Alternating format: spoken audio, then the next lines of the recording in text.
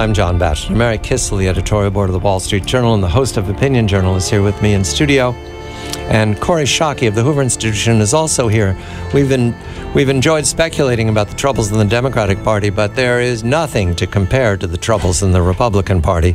We begin with Bill Whalen of the Hoover Institution asking about the success of Carly Fiorina to win through, and CNN has now rewarded her with a spot on stage for the second debate to be held at the Reagan Library in California. Bill, is Carly Fiorina already a winner because she has shown everyone that she's come back from the kids' table?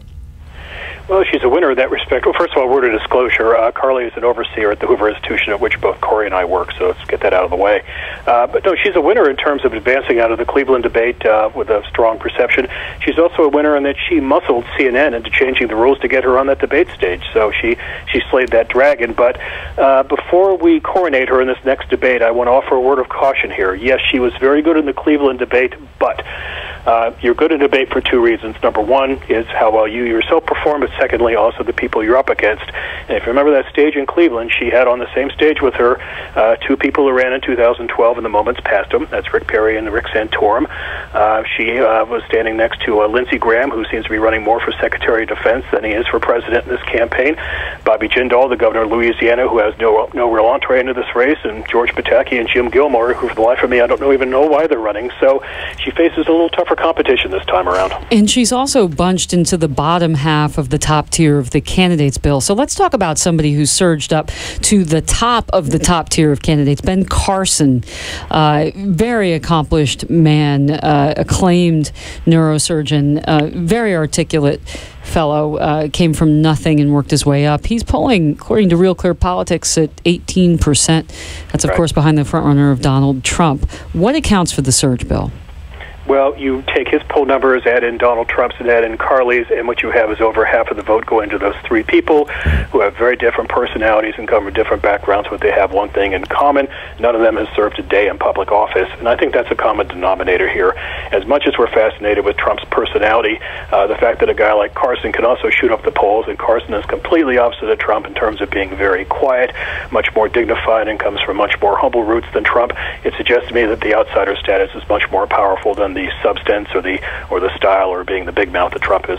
We're told over and over again, Kori, that it's early, and three outsiders polling so well in the early polling. Does that reinforce the idea that this isn't about the presidency? This is about the rest of Republican Party. 5 years of a troubled economy, questions about overseas, and a frustration with the Obama administration. Yeah, I think this is going to be a populist election. People are unhappy with the establishment. And I don't think it's just Republicans, by the way. I think some of the troubles that that Secretary Clinton is having are also about people believing that the establishment isn't addressing their problems. And I think that's why you see so much churn among Republicans. But yet Ben Carson, and Bill, please correct me if I'm wrong here, the few policy positions that we know he holds, a flat tax, for example, health savings accounts, strong on defense, those aren't quote-unquote populist positions. Those positions comport with those of a Rubio or a Bush. Bill, so did Trump just make Ben Carson? Is Trump the reason that Ben Carson is rising in the polls? I think you can argue that because he is Trump-like in terms of being an outsider, not having held office, but he is the anti-Trump in terms of that gentle demeanor. But going back to this premise of what's eating Republicans, it's more than just frustration with the current leadership in Congress. This is a void in the Republican Party that's really been going on since 1989 and Ronald Reagan left office. The two George Bushes did not fill Ronald Reagan's shoes in terms of leading the party in a different direction. Mitt Romney, John McCain, and Bob Dole were all very feckless presidential candidates. It's a party that in many regards is trying to look for a new leader and someone to take them in a new direction, and that's why you see 17 people on that stage, because there is no definitive leader crowding out the field, and that's why you see such arguments among this field as what direction the Republicans should go in. They need somebody to steer them in a new course. I don't have a new leader. I have an old leader. John Kasich, twice elected governor of Ohio. What I like about him is that he's Ohio. That's what I like, because I'm superstitious about winning the White House without Ohio.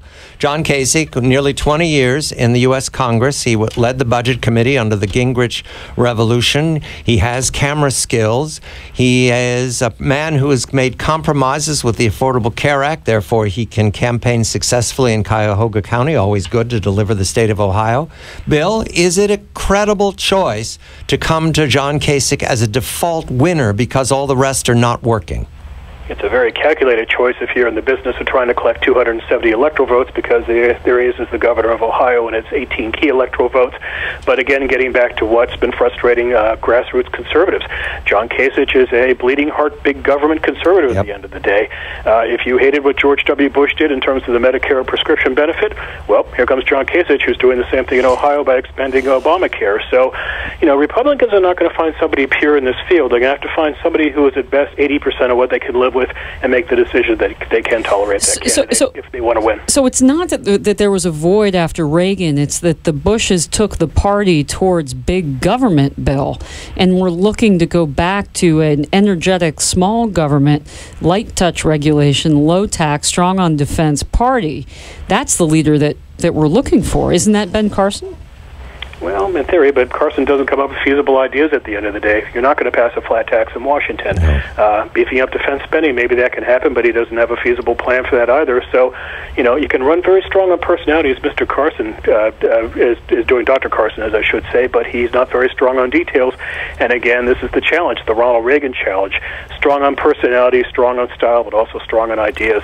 Find me that candidate in this current field. Last word for you, Kori. Are you frustrated with the Republican Party, or do you think that it'll work itself out again one more time? I think it'll work itself out. And on my issues, national security, at least 15 of those 17 candidates are better than the president.